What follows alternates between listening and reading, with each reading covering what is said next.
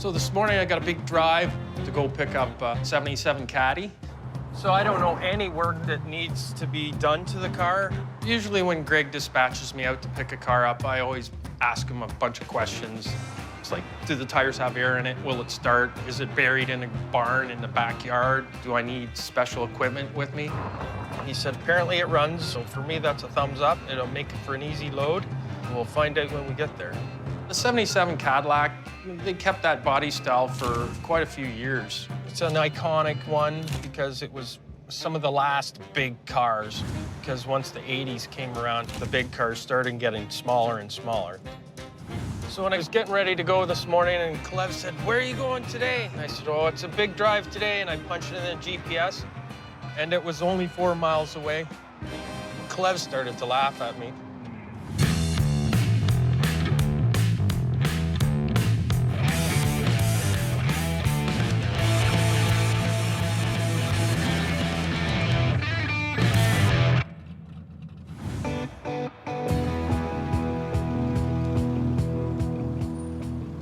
Hey, how you doing? Not bad. How are you? Brad. Tony. Brad. Tony? Enzo. Enzo, nice to meet you guys. Nice to meet you. So you got a 77 Caddy for me to pick up? Yeah, just behind that door there. So there's always a great backstory to these. The car's been in the family for a long time. You know, it was Granddad's car.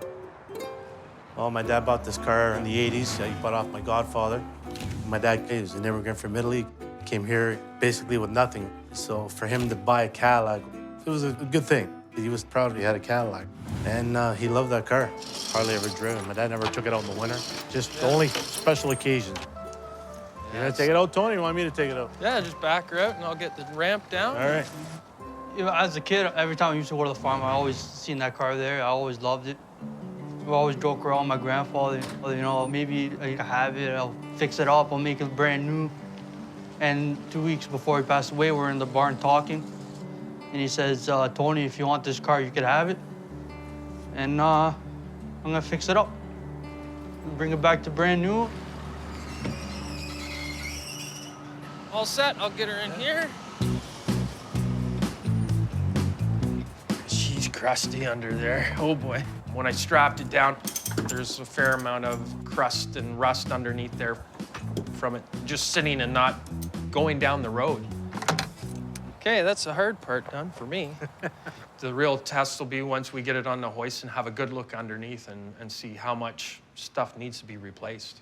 Bring it back to its Former glory. former glory and nice, safe, drivable car, right? Exactly. Good. All right, well, nice meeting you guys. Nice meeting you too, man. All right. Feels a little bit weird, to tell you the truth. It's been here for so long. Initially, it doesn't look too bad for a car that's been sitting for 12 years, if not more. It's really exciting to get a car that's been languishing away in a garage back on the road. So it'll be exciting to have a peek at this car.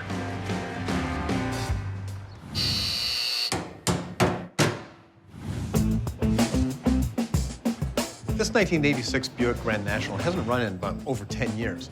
You know, the car is pretty reasonable, and the interior is nice, except that the seats are a bit worn down.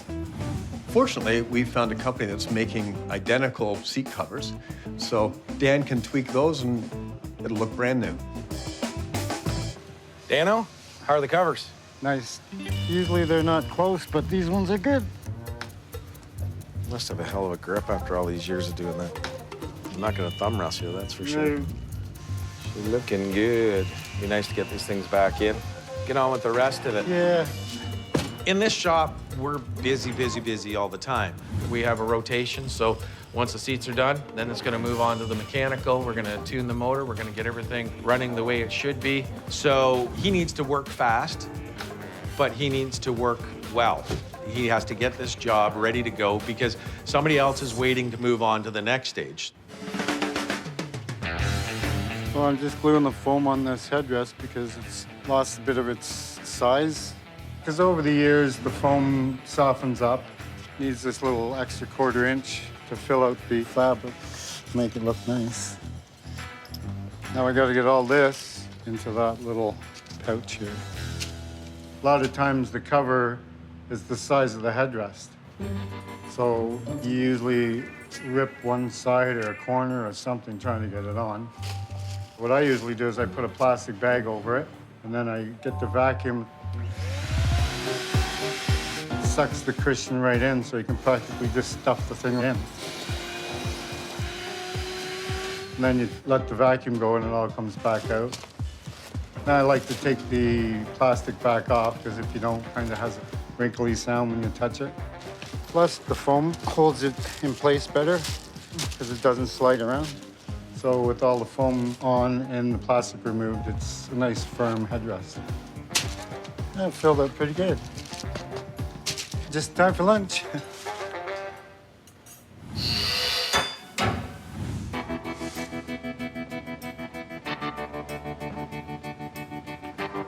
Well, today on the 77 Cadillac, I'm doing a little bit of a frame repair. She's beautiful on top, but this one's got a little bit of frame rot.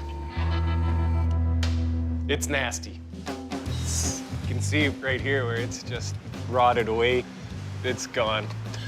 This part at the very bottom where sediment and moisture will collect. The car was stored in a barn with a dirt floor for many years. You know, the framework took the brunt of it. Anytime something's stored on a dirt floor, that's what happens. It's not a completely critical section of the frame. The rest of it's in pretty good shape. Well, I poked around a little bit and peeled some holes open and found a couple spots where I can make a panel to reinforce the frame in this area where it's rotted. So I'm gonna grind the rust off and get it down to some clean metal that I can work with. It's pretty common to have the same issue on both sides. So I just want to copy where I clean it up on this side. So I'll make these repairs exactly symmetrical so it has a factory appearance. Rust is a terrible thing, but we fix it. I've got an idea of where the frame is solid in here. So I'm gonna want to make a couple templates, basically just copying the frame while there is a little bit of frame there to copy. It'll be very strong. Honestly, it'll be the strongest part of the frame once we're done.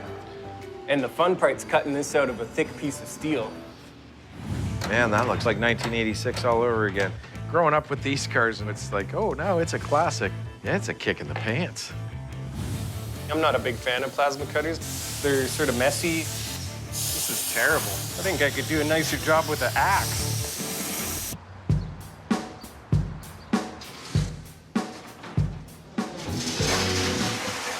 I'm transferring these templates to a piece of steel, and then I'll cut them out and weld them into the rotted sections of the frame on the Cadillac. The templates turned out to be a pretty obscure shape, so I think the plasma cutter would be an easy way to cut this.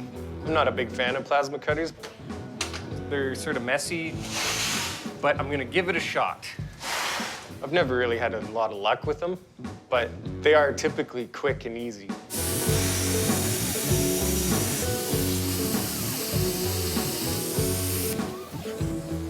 It's not great, really.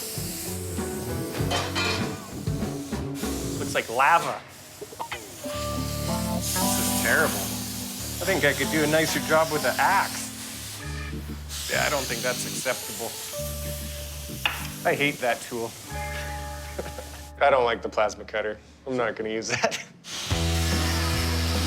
I'm just gonna do it old school. I'll cut it out with a saw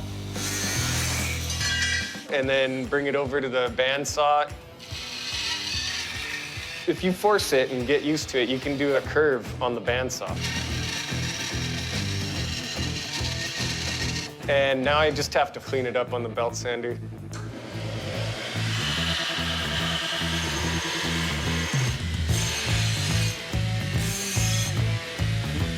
These curved shapes are pretty difficult to cut with a blade, but between the bandsaw and the belt sander, I was able to get two uniform pieces.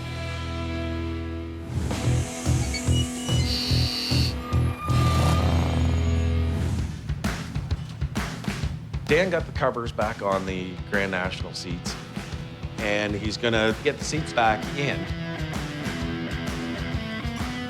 Dano, hard at work again. Yeah, let's get the last seat in here. Man, that looks awesome. Yeah, they come out good. It looks just like it would have when it came out of the factory. It's like 1986 all over again. Yeah. Growing up with these cars, and now it's like, oh, now it's a classic. It's Yeah, it's a kick in the pants. Remembering these ones, seeing them on the street for the first time, it was just like, wow. The 86, the 3.8s, you know, these were the fastest performance cars of that era. And, you know, being a low production car, they are really collectible. Seeing these cars getting to do some work with them is a great thing. Now that you got these things in there, we can maybe start it and drive it. Let's move it on to the final mechanical so the customer can get it out. Look at that. Beauty. Man, good solid. Lovely. Now that I've got my pieces cut out that I'll piece together the frame with, I'm gonna drill some holes in them. I have to put holes in the factory locations because you need to access fasteners on the inside of the frame rail, which is a terrible design, but that's the way they did it. The hole itself allows crud and road grime to get in there and rust the frame. If I designed it, it wouldn't be like that.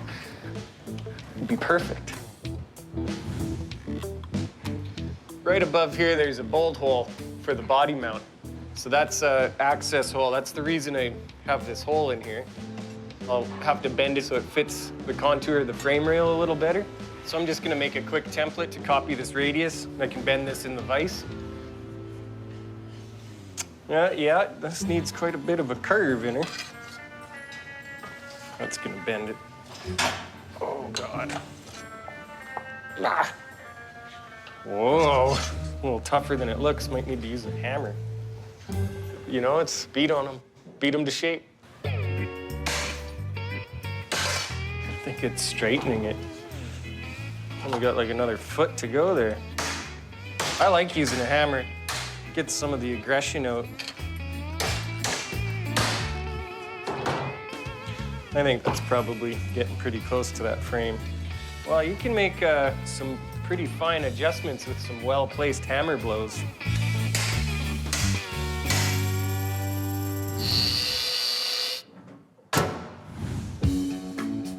Since this Grand National hasn't been running over 10 years, Ron's gonna give her a bit of a tune-up before he takes it out for a test drive.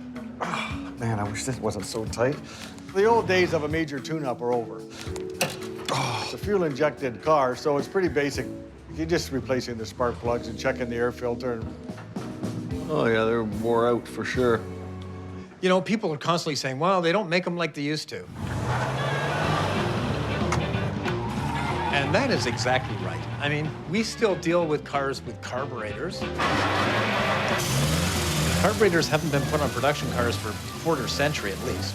Modern cars do absolutely everything. You know, your computer's monitoring how much fuel you're using, it's looking at the exhaust emissions.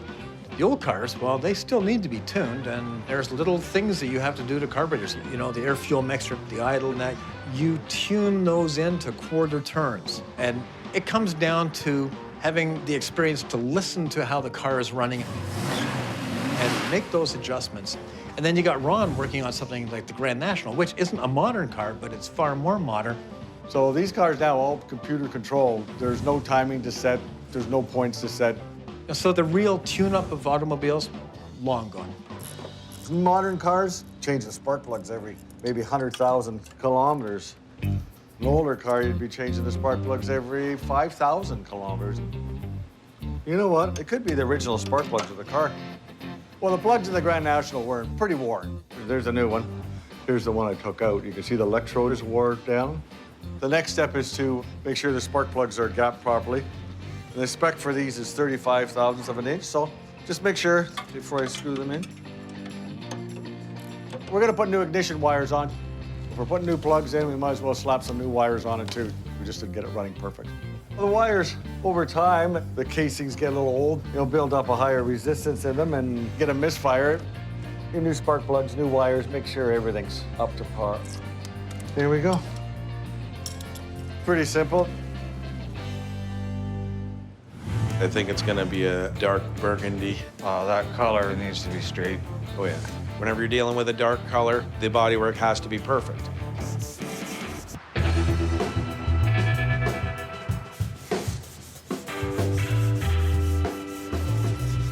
And this 69 Charger came in, it was a wreck. Like, it needed a hell of a lot of work. We started getting into it and found out that we had quarter panels welded on top of rusty panels. There was filler in it, rust, framework needed to be done. So this is, the ideal candidate for a resto mod. You wouldn't want to take a mint perfect Charger and start cutting it up and doing what we're doing to it. All the suspension, everything's gonna be upgraded. All the brakes are gonna be upgraded. Some nice wide tires, big rims, interior paint. I mean, it has a hell of a lot of hours into it right now. I bet you we're over 300 hours just doing the metal work, body work, and getting it ready for paint. This car, once it's done, will have an improved stance, an improved electrical system, seats that actually support you in there and not bouncy and crappy like some of the old Dodges were, and give you that mean street machine look. It's a classic, iconic muscle car. It went through a few different changes through the years. Started out as like a fastback style, and then they went into this coupe. That was the old Dukes of Hazzard style. And then they did moderate changes to them, right into 70s, before they changed the style again on them. It's looking pretty straight. Ready for the final prime on it. Mike is into the board sanding, flattening, contouring, getting it ready for its final prime. I think it's gonna be a dark burgundy or even a candy. Oh, that color needs to be straight. Oh yeah. Whenever you're dealing with a dark color, the bodywork has to be perfect, or it's gonna show. A lot of lines. Not a flat surface anywhere.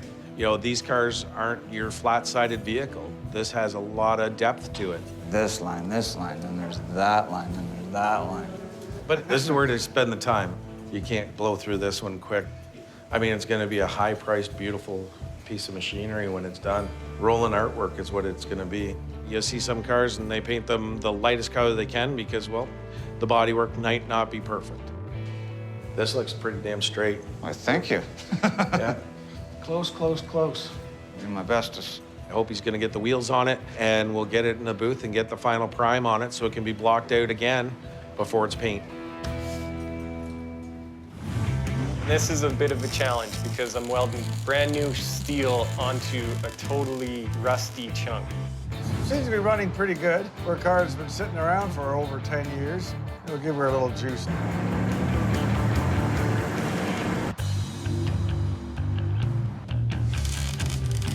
Finally, get to do some welding on the Cadillac. This is a bit of a challenge because I'm welding brand new steel onto a totally rusty chunk. I did cut it to where there's some solid metal to weld to, but it's still a challenge. Anytime you weld rust, it's tough. But I've got some techniques where you can get a nice solid weld, even though there's a bit of rust. I'm gonna use a MIG welder for this. They're powerful and they're fairly user-friendly. So with the MIG welder, it's a wire feed welder, so it automatically feeds a wire. That produces a very good weld. And I'm gonna use a filler rod, which is a brand new clean piece of steel, and that'll help the metals join together. That worked, it worked good. Our frame reinforcements are fitting perfectly. So now I'm gonna grind the welds, clean up the area that we've repaired, and I'll probably go over the majority of the frame and do some sort of anti-rust coating. Yeah, that's looking pretty tough. If you can get to the body mount, I can get to the cross member, we're good to go. Toughest part of the frame.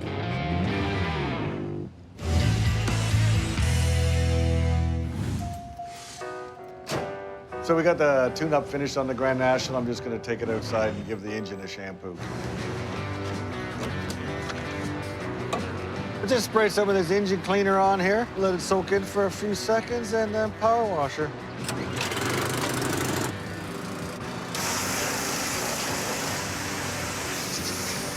You can clean your own engine at home if you have a power washer, but you gotta be careful. You don't want to spray the high-pressure water into your alternator or electrical connections. So you just gotta do it smart.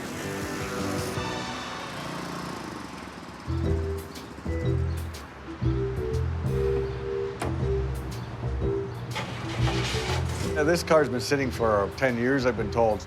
So before we take it out and drive it, we want to make sure everything's okay. So we'll run the engine up to operating temperature and make sure that the coolant's not going to overheat and check for any leaks. Sounds good. You know, I loaded it up a little bit. The turbo's starting to build a little boost. You can hear it starting to whine. They sound pretty neat. So we're just gonna go for a really easy road test to make sure everything feels right. Seems to be running pretty good for a car that's been sitting around for over 10 years. The transmission's shifting properly, the engine feels good. We'll give her a little juice.